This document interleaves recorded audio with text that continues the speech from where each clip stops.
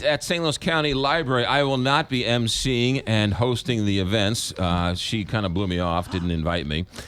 She's New York Times best-selling author and St. Louis resident, Curtis Sittenfeld. Curtis, welcome to Big 550 KTRS. Thank you.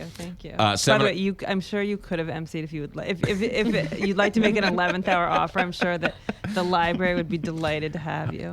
7 o'clock tonight, and you're talking your latest book, Sisterland? Yes. Right, yes. which came out, did that come out a year ago? Yeah, actually, I know time flies, but yes, it did come out a while ago. And so now it's out in paperback. It's out in paperback. Great, and we know that all the good, really, really good novels come out sort of fall time. So this came out last year, and now it's out again. So, it's sort of like the Oscar season for movies. The fall is usually when the really good books get released. I mean, it's just a fact. And so you're one of those great authors, and we love to have you on, and you're a friend of the show. Thank you. What do you think of the new digs? I love them. They're beautiful. Yeah. Very, very classy, and yeah, way classier than the host of the show. No. Equally classy. Sisterland is set in St. Louis. Yes. Tell us about it. So the premise of it is sort of borrowed from what people who lived here in 1990 might remember. There was a prediction by a kind of sort of scientist, pseudoscientist, I guess depending on your definition, named Ivan Browning, who thought that there was going to be a major earthquake here in December 1990. And of course, 200 years ago, there were huge earthquakes. So it's basically, in my version of the story, it's 2009, a woman who considers herself psychic makes a prediction that there's going to be a huge earthquake in St. Louis. And there's kind of a media frenzy and personal frenzies, and it's told from the perspective of her twin sister, who finds the prediction embarrassing but also alarming. As a transplant to St. Louis, how many years now have you lived here? I've lived here 7 years now. 7 years. I know. So how many do you think it takes to be 20. a St. Louis? 20. I've got 4 to go. You will never be a St. Louisan, let me tell you. I think that actually might be right. I know. Okay, so either 13 years from now or never, I'll become a St. Louis. Thank you. But writing about St. Louis, all of the quirks and all of the strange things comes along with writing a book about sisters in St. Louis. Yeah. Oh, yeah. I mean, I definitely, because I am a transplant and because, there's nothing that readers enjoy more than pointing out mistakes that writers make to the writers in their books after they've been published. And so I wanted to be very careful and do lots of fact checking. And I actually, the sisters attend Knifer Middle School in Kirkwood. They attend Kirkwood High School. So I got tours of the schools. I was with my iPhone taking pictures in the girls' locker room for this scene that takes place in there's like a 1989 showdown between 8th grade girls. I was kind of going through iPhone pictures, and my husband said, where is that, and why did you? I mean, they're not like beautiful. They're pictures of old lockers and that sort of thing. But yeah, I definitely wanted to get the details right. Anything you get wrong? Anything drove you crazy afterwards that it came out? Yes. There's at least 2 things. Okay, so one, I called the Pine Street Bridge the Poplar Street Bridge somehow, and I think it made it into paper. I know I'm blushing. And then the other thing, I referred to soda as pop. Yes. And because I'm from Cincinnati, where people do say pop, and I don't think I realized quite how. I think I thought of that as a Midwestern term and not as maybe a Cincinnati It's really term. interesting because it goes from town to town. Yeah. In Cincinnati, it's pop. In St. Louis, it's soda. In Lincoln, it's pop. Lincoln, Nebraska is pop. Right. So it's sort of this weird, like every other one. It sort of skips towns. Yeah, just to be, as confusing as possible for those of us trying to do the lingo. Well, but I mean, that's pretty good considering of all the images and everything you get with a St. Louis book. Well, actually, so I think there's one more, this is more subjective, but so one of the characters, one of the twin sisters attends Mizzou, and she's now, this is embarrassing to admit about my own novel, but I can't remember, she pledges some sorority. I think let's say it's Theta. I think she's a Theta. And I visited a book club, and a woman in the book club had attended Mizzou, and she said the character of Kate would never have been a Theta. and she actually had she said the people who are whatever the sorority, she said, it's people whose mothers were in the sorority, and it's people who have really good grades. And Kate, the character, is kind of unremarkable. She's sort of a typical confused college So this student. theta was like we never would have associated with her. Yeah, basically. And I thought, okay, you might be right, but when it gets to that level of mistake, I'm not beating myself up that much.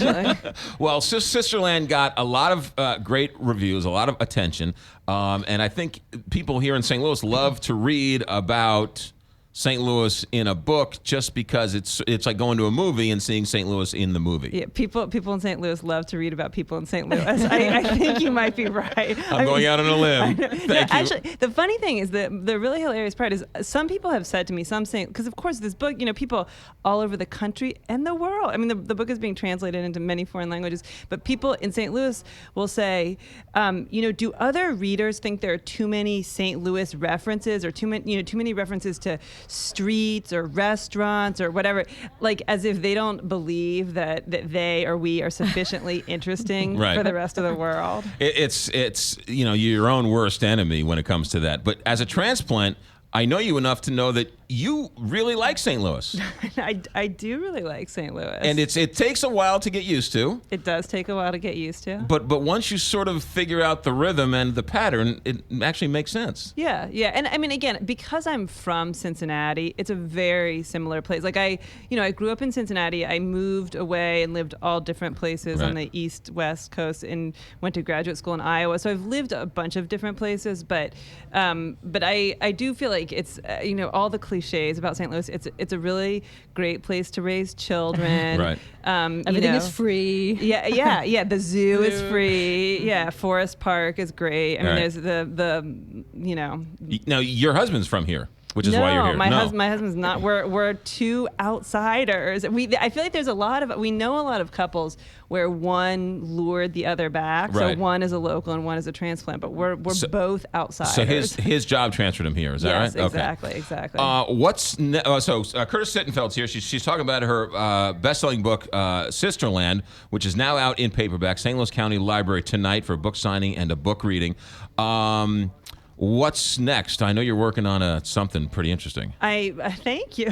So I am a part of this project where the British publisher HarperCollins, or the British division of HarperCollins, is doing something called the Austen Project. They're having 6 writers retell contemporary versions of each of Jane Austen's 6 novels, and I got very lucky, and I'm writing Pride and Prejudice. So I'm actually, my God! I know. I think you just made my heart completely stop, Curtis.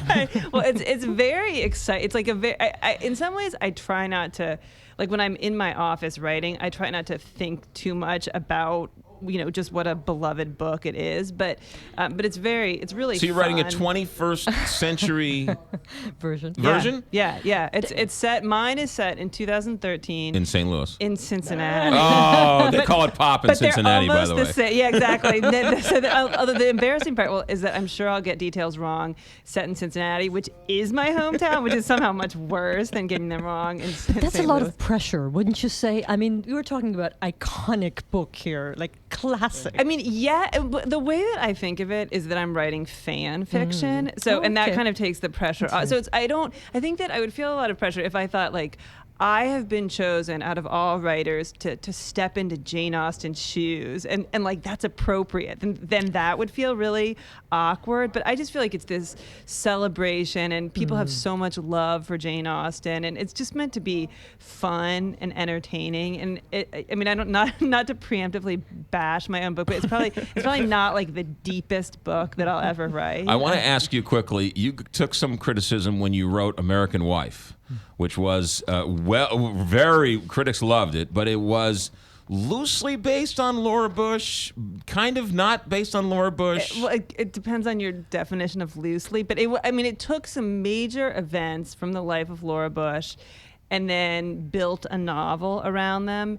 And although it also changed a huge amount, so everything that in real life occurred in Texas, switched to Wisconsin, and almost all the scenes, dialogue, and people were made up. But of course, some key elements were not made up. Right. What was some of the criticism valid? Was it? I mean, you weren't writing a book about. You weren't trying to fictionalize Laura Bush, were you? Or were you? Well, I mean, I'd say yes, I was trying to fictionalize Laura Bush, but I mean, the character's name is Alice Blackwell, but to fictionalize Laura Bush, by definition, is to make things. I mean, if someone says, I really want to know about Laura Bush, then I would say you should read her memoir, which is called Spoken from the Heart. Right. You know, which is her own story in her own words. You should not, if you want to read a novel that I like to think is juicy and engaging, you should read American Wife. But it's definitely fiction. Gotcha. Okay. Movies for Sisterland. What's going on the movie front? Well, actually, what happened was it was optioned. It was initially optioned by ABC, and they've to develop as a TV show. And it won't be on the ABC network. Right. You don't need to turn on your TV just yet. But it's still sort of like, I mean, there's a pilot script that exists that I've read that I didn't write. Right. But so it's kind of, well, it'd be fun if it happens. Yeah, so it's somewhere in development. Yes, yeah, exactly. It's working on a development deal, I believe is the lingo. Curtis Sittenfeld, our guest. The book is Sisterland. It's set in St. Louis, New York Times best-selling author. She's part of the writers' colony that is growing here in St. Louis, right? We got quite a few of you guys running around here. Yeah, there's wonderful writers in St. Louis. It's a whole lot of fun. Curtis Sittenfeld, thanks for your friendship. You're always welcome on the show anytime, especially when you cause a little controversy. We love to have you on the show. 7 o'clock tonight, St. Louis County Library for a book signing and a book reading. The book is Sisterland. Buy it at all bookstores as well as Amazon.com, and you can buy it at the St. Louis County Library tonight. Thanks for coming in. Thank you.